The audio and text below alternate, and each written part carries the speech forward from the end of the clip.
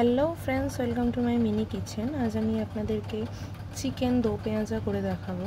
তো এটার জন্য ফার্স্টেই কড়াইতে আমি সর্ষের তেল গরম করতে দিয়ে দিলাম।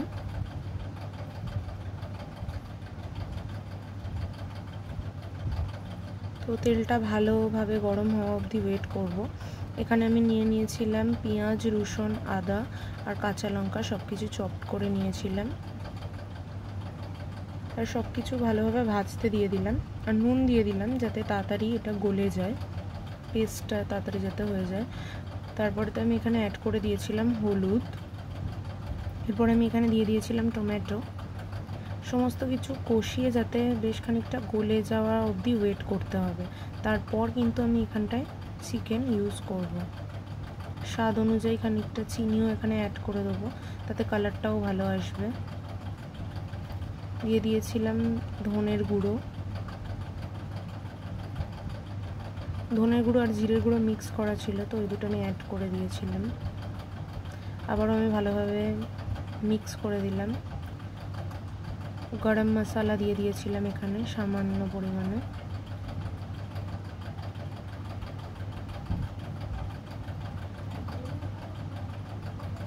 সানরাইজের রেড চিলি পাউডার দিয়ে দিলাম এখানে,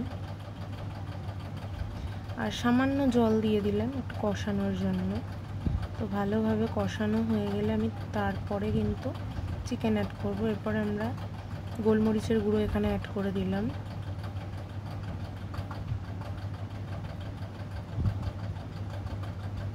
চিকেন মশলা সামান্য পরিমাণে দিয়েছিলাম এখানে,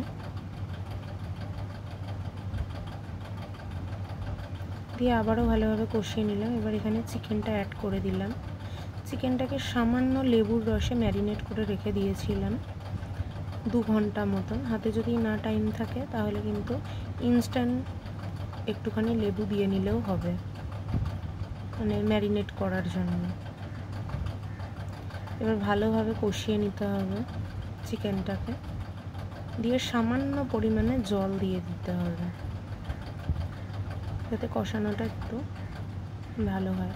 এরপরে চৌকো চৌকো করে বড় করে কেটে রাখা যে পেঁয়াজগুলো রয়েছে, সেই পেঁয়াজগুলো আর ক্যাপসিকামও আমি বড় বড় চৌকো করে কেটে রেখে দিয়েছিলাম, তো সেইগুলো আমি এখানে অ্যাড করে দিলাম। পেঁয়াজটা 2 রকমভাবে কেটে ইউজ করা হয় এই রান্নাতে, সেই জন্যই এটার নাম চিকেন দো পেঁয়াজা। Thanks for watching.